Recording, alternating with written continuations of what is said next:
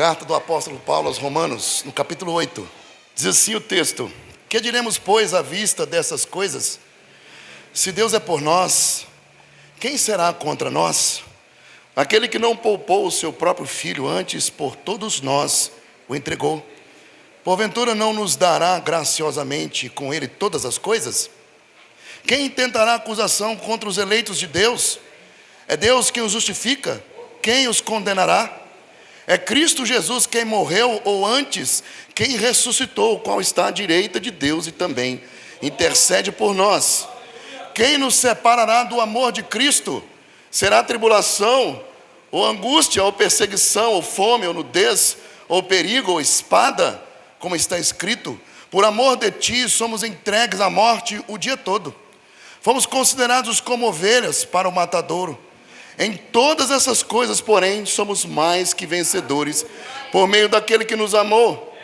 Porque eu estou bem certo de que nem a morte, nem a vida, nem os anjos, nem principados, nem as coisas do presente, nem do porvir, nem os poderes, nem altura, nem profundidade, nem qualquer outra criatura poderá separar-nos do amor de Deus que está em Cristo Jesus, o nosso Senhor. Amém. Aplauda o Senhor. Glória a Jesus. Feche os seus olhos, vamos orar. Pai, muito obrigado por esta noite. Te agradecemos por mais, ó Deus, este aniversário, Senhor, para podermos, ó Deus, contar os feitos do Senhor, para podermos, ó Deus, nos alegrar, ó Deus, com o Senhor. Todas as coisas que aconteceram aqui, ó Deus, ontem, hoje pela manhã, e que acontecerão aqui, ó Deus, é porque o Senhor tem permitido e continuará permitindo, para que tão somente o nome do Senhor, ó Deus, seja glorificado. Nós sabemos, ó Deus, que a existência desta igreja, ó Deus, ela não se resume numa data, mas ela se resume, ó Deus, se assim podemos dizer, na eternidade, porque o Senhor propôs todas essas coisas. Ó Deus, esta igreja nasceu no coração do Senhor. Fomos plantados neste lugar para testemunhar o Teu nome, para pregarmos, ó Deus, o Evangelho de maneira correta, ó Deus, para ensinarmos, ó Deus, para discipularmos, ó Deus, e para crescermos em graça, unidos na presença de Deus. Pai Santo, como a palavra que lemos nesta noite, ó Deus, há uma certeza no nosso coração de que nada poderá nos separar do amor de Deus que está em Cristo Jesus, o nosso Senhor. Por isso, receba, Senhor Deus, a nossa adoração, receba o nosso louvor, receba a nossa gratidão, Senhor. Ó Deus, em nome de Jesus, leva, ó Deus, a nossa mente, o nosso coração cativo ao Teu trono, Deus, para que tão somente o Teu Espírito tenha liberdade para agir no nosso meio, ó Deus, através, ó Deus, das apresentações, do louvor e da palavra que será ministrada nesta noite. Em nome de Jesus nós pedimos ao Senhor, tão somente, ó Deus, libere o ambiente, ó Deus, Pai Santo, juntamente com o Teu Espírito, para que possamos glorificar tão somente o nome do Senhor. Em nome de Jesus, queremos entregar a nossa mente, o nosso coração, as nossas preocupações em Teu altar nesta noite, porque queremos, ó Deus, tão somente glorificar o Teu nome. Por isso, em nome de Jesus, fica conosco, nos dê a Tua graça para a glória do Teu nome, em nome de Jesus. Amém, meus queridos, podeis assentar. Meus irmãos, ao analisarmos as características de uma igreja inabalável em um mundo de caos, devemos nos lembrar das declarações do apóstolo Paulo aqui à igreja de Roma, pois estamos diante de um grande clímax inspirado pela realização dos propósitos de Deus.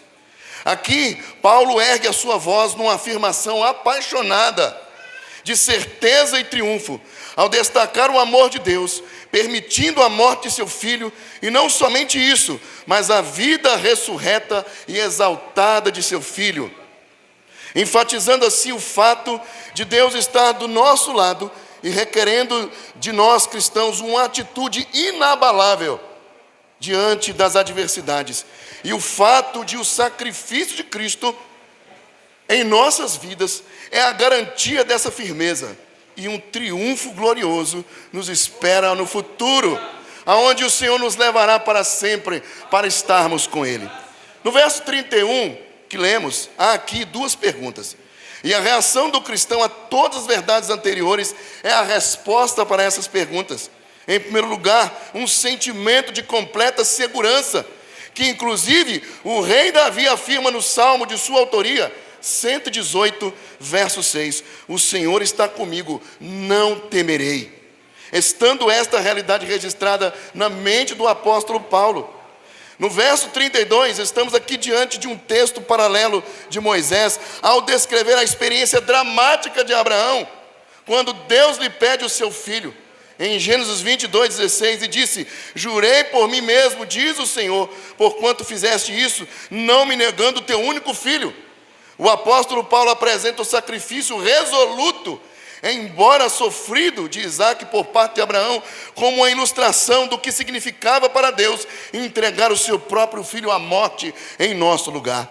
A maior dádiva traz consigo a promessa de todas as dádivas menores. Ele é, de todas as outras, a maior dádiva nos oferecida para a vida eterna em seu Filho, por intermédio do amor de Deus derramado sobre nós por causa do sacrifício de seu Filho. No versos de 33 a 34, o pecado não é mais uma ameaça, não, pois os escolhidos de Deus não precisam ter medo de nenhum dedo acusador no dia do juízo, pois Deus já tratou do nosso pecado. De acordo com Isaías, no capítulo 50, versos de 7 a 10, o autor diz: porque o Senhor Deus me ajudou, pelo que não me senti envergonhado. Por isso fiz o meu rosto como um seixo, e sei que não serei envergonhado. Perto está o que me justifica. Quem me contenderá? Apresento-nos justamente quem é o meu adversário. Chegue-se para mim, eis que o Senhor Deus me ajuda. Quem há que me condene? Eis que todos eles, como um vestido, serão consumidos, e a traços, ou as traças o comerá. Quem há entre vós que tema o Senhor, que ouça a voz do seu servo? Aquele que andou em trevas, sem nenhuma luz, confie no nome do Senhor e se firme sobre o seu Deus. Portanto, não haverá condenação, visto que foi Ele quem levou à consumação de sua obra, através de poderosos atos salvíficos de sua morte e ressurreição, que agora está assentado triunfante como o rei de seu povo, conforme o salmista afirma no Salmo 110, verso 1. Disse o Senhor a meu Senhor: assenta-te à minha direita, até que eu ponha os teus inimigos debaixo dos teus pés.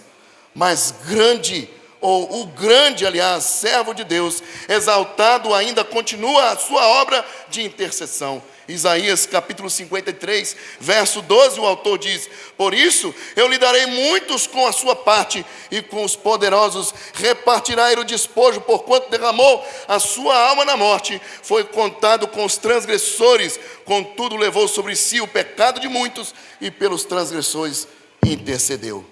No verso 35, meus irmãos, as adversidades não devem ser uma ameaça para nós, pois em seu amor, Ele nunca abandonará os seus eleitos. Não importa as pressões e tensões que sejam impostas sobre nós.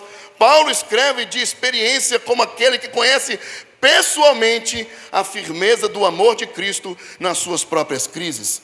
Ele escreve na sua segunda carta aos Coríntios, no capítulo 11, verso 23. São ministros de Cristo? Falo como fora de mim. Eu ainda mais, em trabalhos, muito mais em prisões, em açoites sem medida, em perigos de morte, muitas vezes.